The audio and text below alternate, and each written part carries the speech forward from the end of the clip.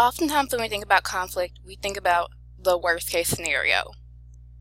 But as we've seen in chapter 14, that's not always the case. Some conflict can also be healthy. It can help us realize when there have been issues all along, or help us learn how to have positive conflict management skills. But let's not pretend that all conflict ends well. In fact, some conflict ends so badly because either someone did something wrong or because they handled the situation in a negative way. So even as we talk about all these positive aspects of communication, we definitely have to look at the dark side. When it comes to our interpersonal relationships, there can definitely be factors that prove not all communication is good communication, such as aggressive behavior. Now this can become verbally aggressive, such as yelling, calling someone demeaning names, but it can also be physically aggressive as well, such as punching, hitting, or even kicking someone. Lies and deception are also a factor in the dark side of communication. Think about it. As you self-disclose and share more information, you build trust. That helps you deepen your relationship. Once someone lies to you or deceives you, it hurts that trust level. And immediately, you wonder, is it worth taking a risk in sharing more information with this person and getting closer with this person if they will lie to me or deceive me in the future? There's also betrayal. Now that can come in the form of infidelity or even more deception. Sometimes you have to think about the fact that as you self-disclose, that other person is now becoming a co-owner of your information. There's generally going to be an expectation that when I tell you something, especially if it's private information, you keep this between the two of us. Sometimes people betray you, and they share your information with other people. Or they betray your trust in a romantic way and engage in infidelity. Another aspect of the dark side of communication is jealousy. Now, jealousy usually stems from someone's insecurity and a mistrust in either their partner or of themselves. This, even as something so tiny in the beginning, can lead to some of these other behaviors. I know plenty of stories where it was just one little bit of jealousy that spiraled out of control and led to lies and deception, betrayal, and eventually aggressive behavior.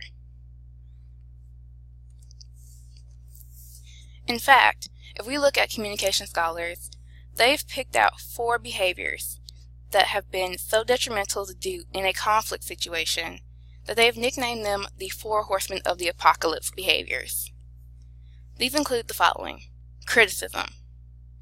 Now, criticism can be positive, but we also know that criticism can be negative. When criticism is used to enhance someone, to maybe correct their behavior or let them know that something that they're doing is a bad trait, it's a positive aspect. But in general, when we get into conflict, we may not be thinking with our coolest of heads. We may not be thinking, how can I make this person a better person? We may be thinking, well, how can I make this situation better for me? And when we have self-centered interactions in a conflict, we usually have negative criticism, where we express that disapproval of their trait or their behavior in a way that personally attacks the other person. Another aspect to consider is contempt. Now, contempt is a negative expression, usually maybe an insult, or even showing that you dislike that person non-verbally. This could be making a mean face behind their back, or going and sighing behind them whenever they say something. I'm sure you've probably heard those people who say negative insults, even those backhanded compliments that they use to passive-aggressively show contempt. Another horseman of the apocalypse in this case is defensiveness. Now, we know that good listening involves being open-minded. You can't really take in what somebody's saying if you're not willing to listen. Well, when defensiveness kicks in, you're not willing to listen at all. you feel like you're attacked. And when we feel like we're attacked, we usually either go into our fight response or our flight response. Defensiveness is that fight response, where we feel like we need to attack the other person back in order to protect ourselves from getting hurt even more. When we go into our flight response, we engage in stonewalling. Stonewalling is pretty much complete and total withdrawal from the conflict. We physically walk away and refuse to engage in anything that will help the behavior. And sometimes we just say, no, we are not going to have this conversation right now. I'm done talking to you. And completely withdrawing from that conflict. Now, these behaviors, again, can negatively impact any conflict resolution.